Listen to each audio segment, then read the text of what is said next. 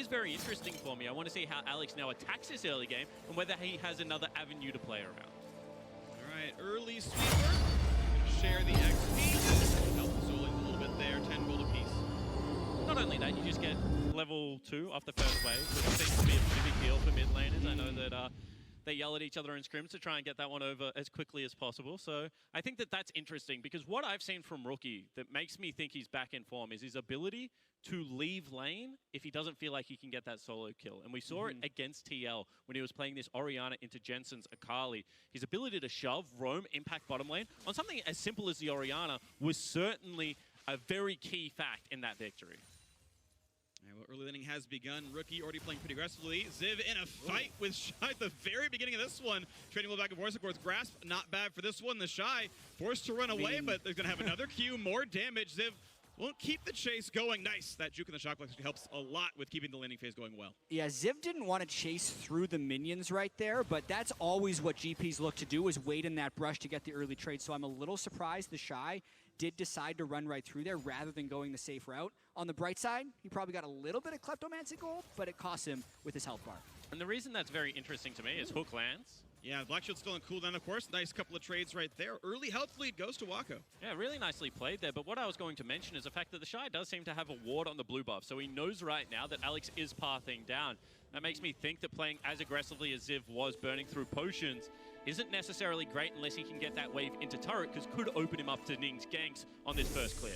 And I'm going to be tracking how Ning synergizes with his soul. Because one of the big reasons it was rumored that Ning wasn't playing anymore is just his synergy with either Rookie or the Shy, and how out of sync the team ended up being. All the lanes wanted to play aggressive all the time, but Ning also wanted to get his too, and it just didn't work, which is potentially why getting in a 17-year-old jungler like Leon was beneficial to the team, because they could kind of dictate where he paths. Ning's not that type of player usually, so I want to see if he ends up actually camping for the Shy, for instance, in this game. Well, turbo clear right now for the Olaf. 4 camps in doing Krugs. Sorry, 5 camps in. Krugs number 6. Well, right now, Alex is down to this bottom river, but not going to try to hang for himself. Full 3 camps behind the opposing jungler. So Nick, with you know, kind of what you expect with Olaf. Don't get me wrong. This is a little bit par for the course, but gonna remain up those camps, and might see him poach a couple of these up here. And he might even invade, because that's actually a ghost portal that got left behind off of the early ward they had on the blue buff. So actually skips the Scuttle Crab and the blue buff to take a look up here. And the sweep too, because it was actually uncanny how Ziv backed away right there. Absolutely no vision, really just playing the timings. I think what would have given that away is the fact that bottom is seeding so much in a Morgana lane. They're not actually fighting for the priority at all. They're not dropping the W on the creep wave and trying to push out. So Ziv knows that he's the one lane under threat right now. So playing respectfully, playing the matchup appropriately, and looking for the vision. They can collapse on it. He hits the... Oh. That's... You call it unlucky sometimes, but that is the Grump gone, and out he goes. And this is exactly how we expect Ning to play. That is not a high percentage play. His top lane is frozen. He has no support coming in from that mid lane as well, but he still goes for it. Now sitting on a ward, he's giving so much attention to the Shy's lane. But he had already swept that brush before to make sure it was clear. Overall, it ends up being completely fine for Ning, but as you mentioned, Spawn, already a few touch-and-go plays. Tight timing there. Overall, though, still is a camp lead. You can see 25 to 32 in CS. That is the early start here for Ning, and as the camps respawn, that Gromp is up. It'll start getting some more. Look at that CS. So yes, there's 7 CS that Victor can clean right now for a lot of his health pool. He's going to end up missing probably at least 1 range minion with this. He's already down a teleport to Rookie. Rookie is absolutely dominating this lane. It gets even worse for Victor because you need 1,150 gold before getting your first augment upgrade. And whenever you've had to take an early recall on Victor to go for Doran's, you usually know the lane's not going. And he had to play aggressive, hold the thought. And now that's going to find the stun on the Rookie. Body slam's a guarantee. The slow comes on top now as well. And Rookie not going to burn the summoner spells. He'll drop down first blood to the Gragas. And now Ning in a 1v2 is going to chase the Gragas back to his own turret. Well, that was definitely a Cassia curse, if I've ever had one. Rookie trying to dominate the lane. I've been there where you try and heal out of the gravity field for the move speed, but miscalculating the stun duration by a fraction.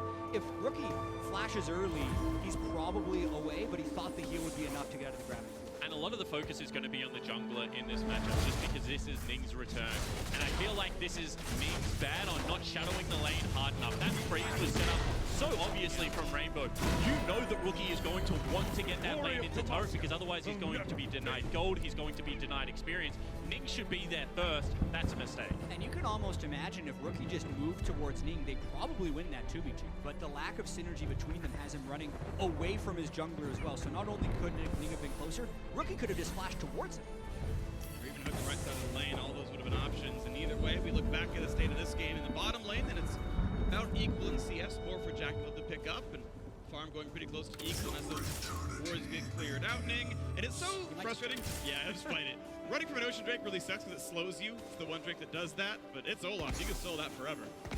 This is what priority gives you. This is what the ability to push allows you to do as a jungler. Being able to pull over your support early. You can see already Rookie cheating into that fog of war. However, Ning is very low. This could be a fight. Oh, this could be a smite fight at the very least. Here comes the attack on in. Shotgun hits only onto one. First the flash to Ning. Battling over the wall now as well, but Waco's gonna burn down, and Ysera can't find the damage. Flash to chase, can't get the kill. So it's Rainbow's turn to do that instead, and finally does knock down Ning. Drake resets.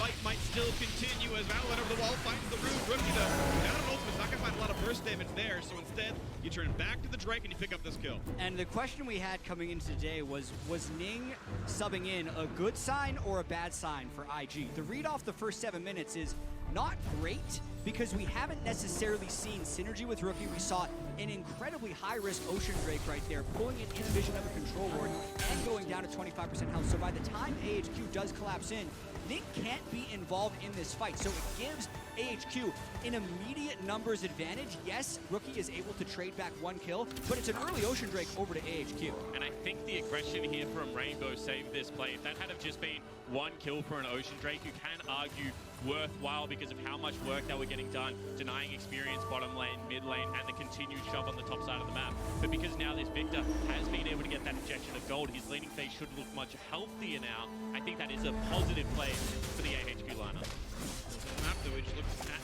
top lane, Invictus Gaming up in gold despite being down in kills. A lot of that is 16 CS and some command teams to the side. Just knocked down a turret plate as well. You can see Rich's command in the game without being involved in any kills, but he is just pushing Ziv around. And he needs to wait for Ning now. You already see he takes a very proactive trade. Everyone is rotating into this top side of the jungle. They should be able to deny this wave all the experience. Ziv's still sticking around. This is very strange. Dive. No ulti, I believe, available for Ziv right now to wave clear. The Shy pushing up forward. Here comes the attempted dive, though. Big explosion, and it's just going to be the kill. No problem. A shield from Rookie guarantees it. No way out from that one. And sometimes greed is good, but a lot of the time, greed is bad. And that time around, I feel like Ziv knows he's playing weak side at the moment. Yeah. Just overstays his welcome. Yeah, but with every time you roam a top laner up like that, or a mid laner up like that, HQ can try and make a play on the bottom side. Push him off the turret at the very least. It's at least farm denied, and as much farm denied as Ziv is losing, but of course the kill matters, so don't get me wrong, 2 plates down to the bottom lane. Yeah, that's what I would have wanted to see Ziv do, is just back off and give up a plate, because it's 300 less gold to be able to concede. And now Jackie Love and Balan are still able to get the experience. Not even that. Let's look at where Jackie Love and Balan are, and look at where Ziv still is running back to the turret. It's just extra time that you're able to save, getting back towards the wave. That's why these things are so critical. It's about maximizing every piece of resource, and experience is a big piece of resource in League of Legends, versus what your opponent is able to accomplish. You can see Ziv having to go early Ninja Tabby and the pull to try to stem some of the bleeding here, so very late Sheen, very late Trinity Force going to come through for that player. Mid's pushed in, 1 plate down there as well, so HQ on 3 plates, kill the first. And I gotta say, Rainbow's bot was doing pretty good at this. When you look at the CS early on, and it was 41-18, that wouldn't have been great, but the fact that he's been able to pick up a kill and assist, get his first augment upgrade, so now he can just wave clear pretty well. He's going to be feeling all right. He goes to hit a little bit more, but no more spells available.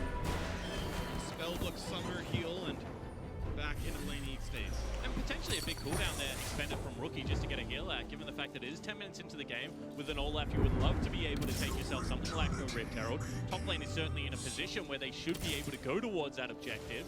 But now without a shockwave, it does become a little bit riskier. And we can also see that IG is still just dominant. We're being fairly critical of them because of how early game their composition is, but they're still up 1.4k gold. They're going to find so much damage as Sarah finally burns a stopwatch, but just able to walk away. The stun buying a bit of time as well, and nearly a kill. that's just straight up 2v2 power. And you can see that the pain isn't going to stop anytime soon. Ziv once again in trouble. You know Nick's gonna tower dive. What's gonna happen? Gonna go for the wave clear as Ziv. Still gonna take a whole lot of damage. The flash comes in late. Will at least trade the kill. 300 gold back in his pockets. So we'll have to look at what happened there, because I think the game plan would have been the Shy to take turret aggro first, but when the final minion died, it auto-acquired onto Ning, so it wasn't about the Shy being able to wait his time and then hit him first, because normally the way you want to play that dive is wait until Ning's about in melee range, then have the Jace auto, but watch what happens here. Ziv actually manages... No? How did the turret get onto... He dropped it. He must have just hit it first. Yeah. And that's like the most Ning thing ever. Like, I was sure Ning was gonna pull turret aggro in that dive, and sure enough, he's the one in first. I don't know if it was with a blue smite or what, but either way, that is a kill traded back, and it's still 700 gold lead to Invictus Gaming. This is a large lead, a very substantial one. Already 4 plates down to the top side. The Shy, the first one above 110 CS in this game. It's like he doesn't even have a lane opponent. Yeah, I mean, he's just absolutely dominating at the moment. The fact that he's nearly taken the top lane turret as well just shows how much time Ziv has had to spend out of this lane. And more impressively, he's going the very greedy build. He's got himself a Phage as well as a Tear. This suggests Kura Mana into Black Cleaver, which is such a good dueling build in the mid game. It's not like he's even building straight up lethality into something like that Yomu's Ghostblade. He's doing everything. It's composed of 3 different completed items. Like, it's as greedy as you can possibly get. Going for the early efficiency, just maxing out the slots. But yeah, it's going to be a bunch of armor penetration, a bunch of damage up, but a lot of attack damage. And the Shy is rich. He is completely smashing lane. He's doing well on CS and plates and everything else. It's going to look very good for him. Now looking down onto this bottom side as Ning again invaded. Walks away as Predator gets popped. And this is what they need Ning to be able to do. Look at the amount of control they have over the bottom side of the jungle, and because the Shy has already been the beneficiary of so much attention, he can just sit top lane and control it himself. That means that right now, they have starved AHQ out of nearly every quadrant of the map. And this is what we want to see IG doing, playing past their waves. You know, that confidence that we saw from the 2018 World Champions looks like it is starting to return. And basically all of IG's gold lead is concentrated on the Shy. He's 2.4 thousand gold up on Ziv in this game. Has been 2 ganks, maybe 3 sent up towards that top lane, but most of it has just been through his dominating play. Now he's taking over that entire top quadrant. And what a better player to have a lead on than the Shy. This is a guy that pushes everything to the nth degree. Can it explode into his face at times? However, you can see right now playing on that edge, zoning away topside jungle, and allowing his team to pick up a Rift Herald. It won't be summoned in time for extra plate money, but he can still knock down the second turret of the game. Ziv just does his best to wave clear under his tier 2 turret already. And I still think that Herald will be big in this game, because the one thing about Victor, he's been out of the game for a long time, but his straight line wave clear means taking mid lane turret becomes an absolute pain in the bum as the game progresses. So being able to have that Herald to just drop down mid, try and take that turret, open up the map, free up things like the Baron. We already said this team comp does need to get the game finished relatively early, only going to help that objective. I think if IG uses that Rift Herald anywhere, but it'll end up being big.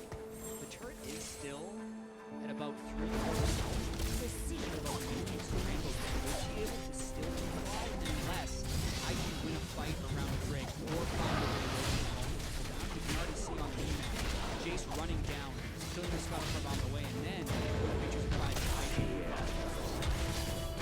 Has ult, but no TP during the fight, so if IG does pull the trigger and attack this bottom river, grab this Cloud Drake, it's not going to be a plan. It's going to be Glory of Demacia will never fade. So I want to see how AHQ now try and problem solve this stage of the game, because we've already mentioned they do scale quite well. They are looking for those mid-game team fights. So how do you cede as little control as possible, not lose these mid and bottom lane turrets? You know, you can give away an Ocean Drake. It's not ideal, but it would be acceptable. Instead, they're going to look to continue to try and force. With no TP on Ziv, they'd be looking to take this fast, because if IG actually make it in there, they probably win the fight.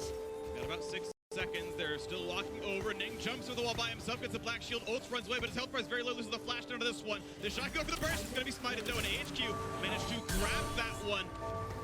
That was one of those greedy plays that ended up being good for AHQ, because starting up a Cloud Drake while your top laner is top lane without TP, massively risky, but IG didn't necessarily have the coordination or the timing to be able to get there. They caught Rookie and the Shy during the reset. Ning wanted to go in, but his solo laners weren't there, and he ends up going anyway and having to flash out. And I think that if people were wondering if the time on the bench taught Ning anything, that play right there allayed any doubts. He's still exactly the same player, willing to go over the wall, blind off just to connect it bind, has to burn his flash to get back out, but still that raw aggression that we love to see. Mavericks definitely playing good, running away from things like Oriana balls and Olaf's pretty useful. Shotglass comes in, still sweated away. Alex grabs that, but now Ziv has to be careful. Not an easy way out. Shockwaved in, flashes. Explosive cast, but he's burning, and a blue spike claims that kill. Invictus Gaming on their 4th kill of the game. And another just invade into this topside jungle. You can see what those early game turret dives gave to the IG lineup. They have complete control over this side of the map. And we'll have to just continue to track where the Shy goes and if AHQ can stop that. Still waiting for Ning to find the window to use that Rift Herald. Now would be a decent time, but again, IG's not necessarily seeming like they're that much of a team right now. It's like a bunch of lanes playing, and then they happen to have an Olaf. A more coordinated play in this instance would actually be JackeyLove running out mid lane, dropping the Rift Herald as the Jace pushes to the top lane, and getting that inner turret. Instead, it's just kind of everyone farming at once. So at the very least, they are farming really well. 61 Yeah, CS and they're still winning. Side. Yeah. I mean, I understand your point. Yeah, IG looking very good, at least as far as the individual mechanics are concerned. Second turret goes down, all in the Shy's lane. Herald comes back up as well. Inhibitor might be cracked sub 18 minutes.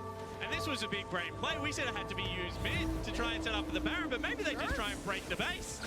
Big chunk goes down there. It's going to get stunned up. They're going to try to chuck this one down, but the Shy willing to keep going in for the auto attack. They're going to knock down that turret as well. Open in him.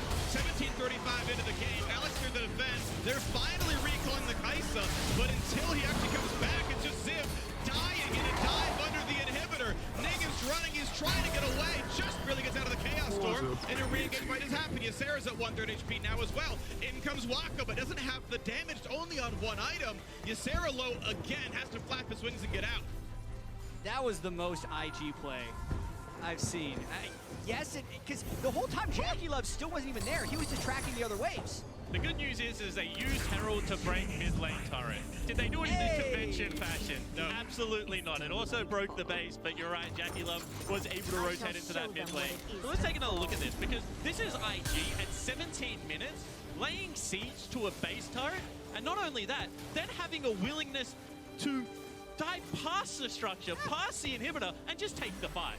Why not go for the inhib? They know it's a flashless GP. Ning sees his window and he just takes it. Rainbow doesn't use his ultimate until after Ziv is already dead, and they just take it. If there's ever a what's your move play, it's this one where you just dive into the inhibitor itself and get kills early on. And I want to call back, because we talked about the last time these teams met and how close that game was. Gold back and forth for those 23 or so minutes till IG finally broke it open, and it was Rookie having a very solid game. No longer the case here, right? You can see, there's the gold graph. Last time they met, oh, it was close, it was close. There's a bunch of red till 20 minutes, and then, you know, finally, Baron comes up and they break it open. And then we look at the live gold difference, and it's just a sea of red. It's just a sea of Invictus Gaming completely clapping. And I don't even think the gold graph tells the entirety of the story, because things like forward presence in this game, counter jungling stats, would all also be off this charts. Obviously, that leads to gold leads, but it has really been a dominating performance from the individuals of IG. Yeah, you can. I think an indicator of that is the fact that they have no Drakes. They've just kind of been focusing super heavily on individual lanes. 64 CS advantage for the Shy. Still a valid way of getting an advantage and winning, and the Shy now also just making sure they have wave pressure in as many places as possible. Knock things down. The red's gonna go over, no problems. You can see split push to the top side. You know, little bits are going back. HQ sacrifice part of the base, bottom outer. Sacrificing their bottom jungle, take top outer. At least some gold's going back in, but IG, of course, not slowing down pretty much ever. Bot tier 2 can be sieged soon. But once again, you really don't want to be trading in situations like this. You are so far ahead. I would have loved IG to go for a little bit more of a calculated play.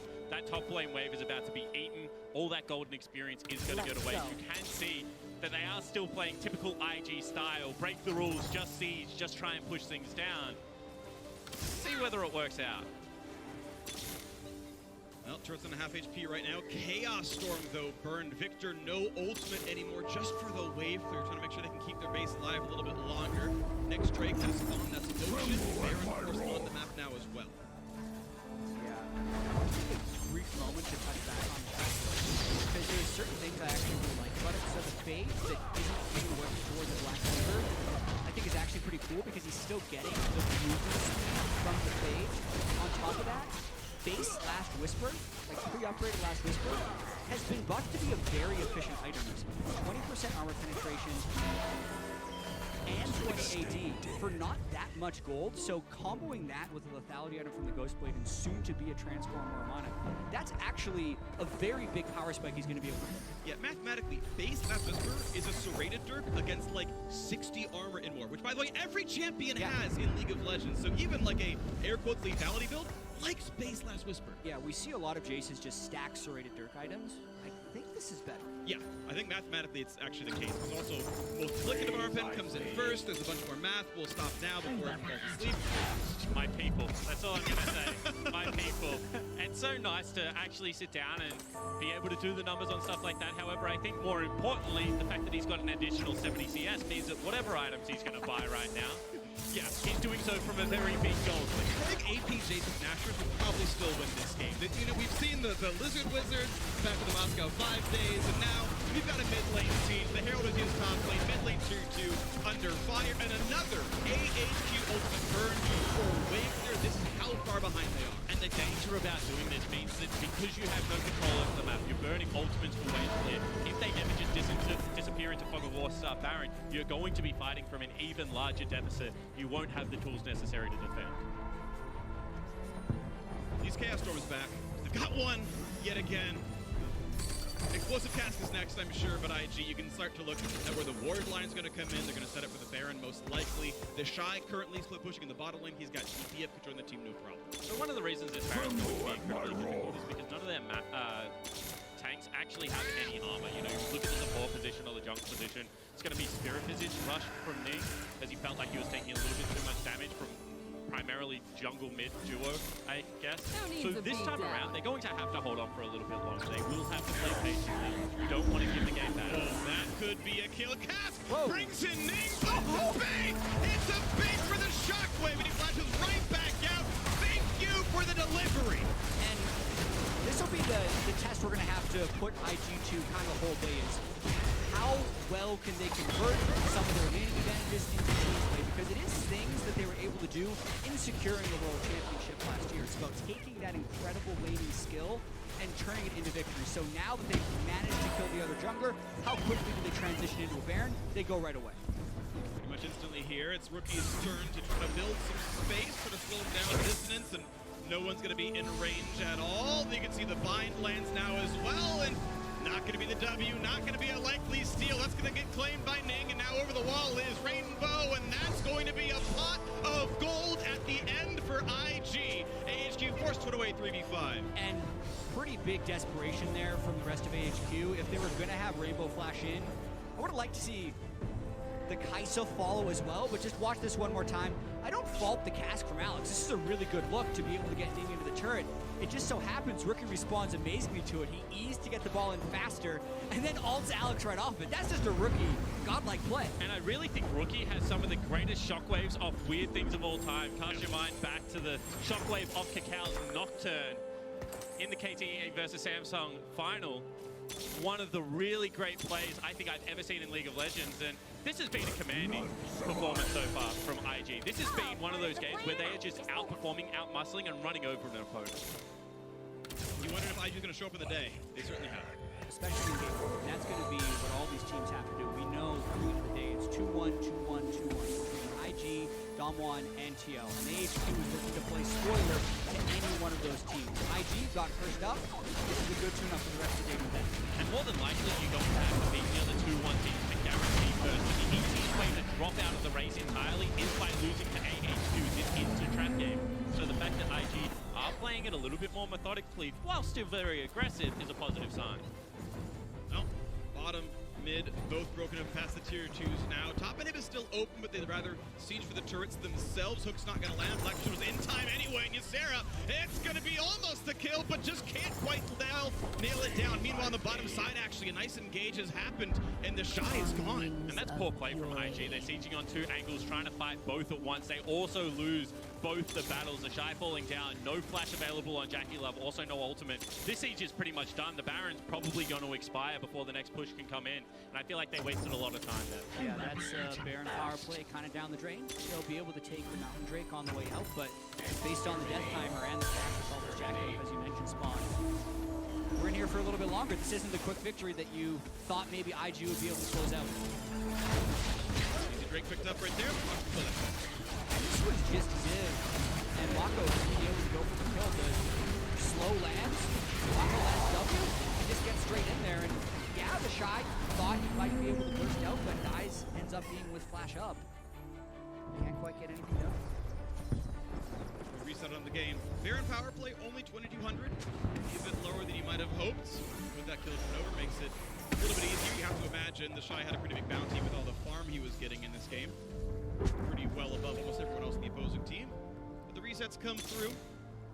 We'll see what we did in the last 30 seconds of this Baron buff.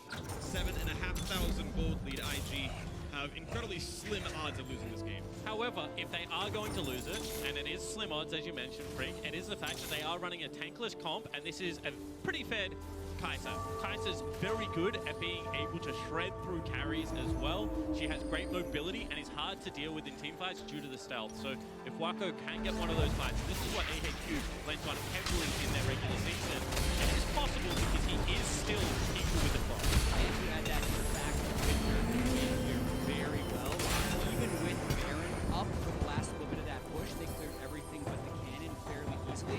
And if Victor ever does eventually get to the 15,000 gold build, he starts to just one-hit people with QE auto attack. But we're so far away from that point, it's a very slim chance, and IG is going to try and keep the pressure up before the next Baron, or if they can get a pick now, just win. On 2, and Rainbow is gone already. The turret's next up. That should fall. A little bit of HP left. But next wave, you have to expect IG kills it too. And once again, decisive play from IG. They read it as well, so instead of split pushing, they just group up. They're going to break the base in a second place and look to try and push it.